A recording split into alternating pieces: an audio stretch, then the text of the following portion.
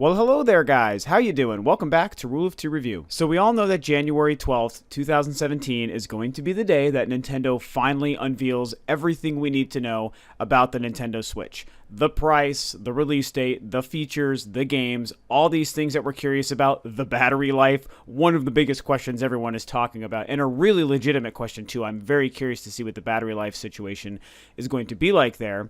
We all know that that's coming, in January, and through that, we all start to wonder, well, how is that going to be presented to us? What is that going to look like when Nintendo finally discusses the Switch and gives us the information?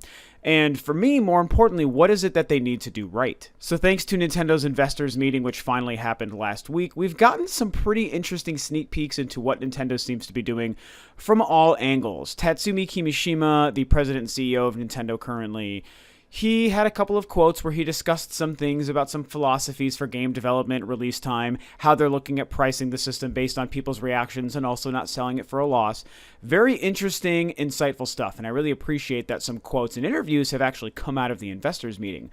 One of the other pieces of news that came out of it, for me, arguably the biggest, and the thing that made me the most happy, is that they basically confirmed that it's going to be an in-person press event when they finally discuss the Switch in front of everyone on January 12th. And for anyone who's heard me mention it a couple of times on my own videos, or if you follow the podcast I'm on, The Juice is Loose, I've mentioned a few times that what I really wanted Nintendo to do when they revealed the Switch is to do it in person, almost like an E3 press conference, similar to the way Nintendo themselves did a couple of months before the Wii U launched, and the way Sony and Microsoft both did before they released their current consoles in 2013. And I really wanted Nintendo to do that, but it just seemed like something they weren't going to do. They haven't been on stage since that last presentation in 2012, which would have been I want to say August or September 2012. It was after E3, but before the Wii U came out. They did E3 that year. They did that presentation, then the Wii U launched, and since then, they haven't been on stage. Nothing at E3, nothing at Tokyo Game Show, nada, anywhere. The closest we got was the Treehouse stuff happening at E3, which was fine, but it's not the same as actually addressing people in person with press and gamers and fans and stuff in the audience. So now this news comes out that what they plan on doing in January when they show us the Switch is to do it in person. They've already started inviting press. Very cool, very exciting. I was expecting a Nintendo Direct, and I would have been happy with that. But to me, the in-person press conference makes a different kind of statement.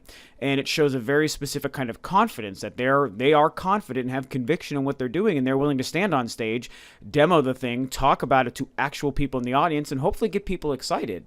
So I can't wait to see what's going to go on there, but I'm also a little bit nervous, I won't lie, because of some of the details they've said about it. So this little bit of information that I'm basing this discussion on today, I actually heard from Game Explain in their big discussion and predictions about about Nintendo's reveal event for the Switch. I'm pretty sure this is all legitimate. The main thing being that what they've done is invited people to Japan, so they are not hosting this here in the States like they did with the Wii U. This is happening in Japan. They've invited press to it, and apparently they're also inviting a lot of business partners and investors as well. So this is sort of being treated, it seems, again, per Game Explain, and those guys are in the know as far as Nintendo and the gaming industry, it seems that what they might be doing is treating this almost as a business meeting, which is a little bit nerve-wracking because for anyone who's been paying attention, it might remind you of what Sony did when they revealed the PS4 Pro. They treated that and they labeled that as a business meeting. And as such, the presentation itself, as we all know, came across as kind of boring. I actually thought it was okay. I didn't really hate it. I thought it was fine for what it was. The PS4 Pro isn't super interesting, but I thought what they did was fine. But most people found it to be very boring, not exciting, didn't generate the kind of buzz for the PS4 Pro that Sony probably wanted, and it would really suck if what Nintendo did echoed that. So there's a little bit of an idea bouncing around in my head that what they might do is going to come across as a little bit boring and a little bit slow-paced.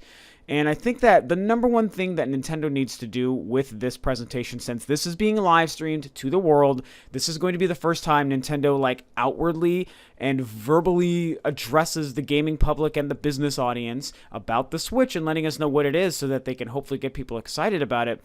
They need to be exciting. There needs to be some glitz and some glam to it, I think. And more importantly, they need to be able to get the room excited and get people, wanting to clap and cheer and doing that whole thing. I don't know. I know it can seem kind of superfluous. Like, what does it really matter? If what they're showing is great, does that really matter? And in so many ways, no, it doesn't matter. As long as the product great and looks interesting and is a price that we're all comfortable with, it's going to still be successful and still be very great. But there's that extra layer of magic that's put onto it, and that extra layer of interest from us, the consumer. If we see that everyone's getting excited, Nintendo has a lot of energy on stage, they're presenting it in a way that feels kind of like a successful E3 press conference. We all know what great press conferences look like, and we all know what it makes us feel when a company does great on stage, showing games, showing systems, showing exciting controllers and business partners and sequels and game logos and all these things. It's awesome. It's freaking great. Like, it makes us want to play things and want to buy things, which is what, in this case, Nintendo will want. They're going to want us to want to buy things with our money because they want our money. And I really hope that Nintendo has that in mind with this presentation, demonstration, whatever. The other things they have to do, of course, is give us all the information and answers that we want. We want that battery life. We want the price and release date. And we want games. We want to know what games are going to be available launch day and within the couple of months, at least until E3 in June. And I do expect that. That's what they're going to do for sure. So those are the things we're going to get. But they got to have it exciting. And I'm hoping that they do more demos. I would love to see them doing some on-stage demos of what it's like to switch back and forth between the Switch as the home console and the Switch as the portable. Maybe talk about some of the accessories, show us how the controllers are really going to work, what's going to be in the bundles, is there going to be more than one bundle or more than one SKU, what's the memory situation like, what other features is it going to do, because it's going to do a little bit more than just play games, of course. Is it going to have an app system? What's the OS going to look like, of course? Is Miiverse making a return? I assume it is. I think there's going to be a huge mobile integration, as I've discussed a couple of times. What's that going to look like? Hopefully they plan on giving us all of these things, but hopefully they plan on doing it in an exciting way. If it's a little bit slower, and if it's about numbers, and if it's about getting business partners excited, there's definitely value in that, but I don't think that should be treated as the live streaming Switch reveal event that's also meant for us, the gamer and the consumer, because they hopefully are smart and know this. We're not tuning in for the business stuff. We're tuning in for the exciting stuff. We want trailers. We want new game reveals. We want game announcements and lineups. We want to understand the controller situations better. And I think that Nintendo's going to give us that too, but I think it might also be mixed with the boring business shit. And I just hope that Nintendo, man, you guys have a couple of months to figure this out. I hope that they know what they need to give us to make us excited. They nailed it with that reveal trailer. They nailed it with how they rolled it out, how they told us about it, how the trailer was put together, the information within it, when it was made available. It was the perfect hype train, and it's been great this last week since it happened. And I'd hate to see them kill that in January with a less than stellar presentation. So I'm going to just put my faith in Nintendo. What I like is how Kimishima made the quote about, we won't sell the Switch at a loss, but we are very much watching and listening to you and to everyone's reactions on how we're going to determine the price based on what people's expectation level is and what value they're seeing out of it so far. That's great, because that to me shows that they're listening and that they're paying attention. Hopefully they're paying attention when, granted, I'm small time, but when someone like me or someone like the bigger YouTube channels and the bigger websites and publications out there, when they're talking about the Switch and discussing rumors and discussing what we want to see, like price and battery life and stuff, to me it shows that they might actually be paying attention to us in what we're doing and what we're saying about Nintendo and the Switch. That is huge, you guys. That is powerful information to know that they're actually paying attention to what people are saying, and they might actually make one of the biggest business decisions they could, factoring in that information. The fact that they might decide the price of their brand new next generation console that's going to carry them for several years, they're willing to listen to us and factor that in when they make that decision. That's majorly powerful. So maybe they would pay attention to us discussing what we want to see at this meeting and this reveal event and say, okay, people want less of the business stuff. People are expecting kind of like an E3 sort of, glamorous show. They want that hype and that buzz. Maybe we need to structure it that way. They're obviously listening and paying attention, which is really good to hear. Are they going to make the right decisions with this information? Are they going to give us the Switch reveal event in January in Japan with all that press in that room the way we want it and really probably should have it? It only benefits Nintendo to do it the right way, more than us, because I believe the system is going to be great and the games are going to be great regardless of if it's the worst presentation we've ever seen. The product is still going to be awesome. I believe that. But Nintendo is the one that's going to benefit if they do it the right way and make other people excited and grab more gamers in.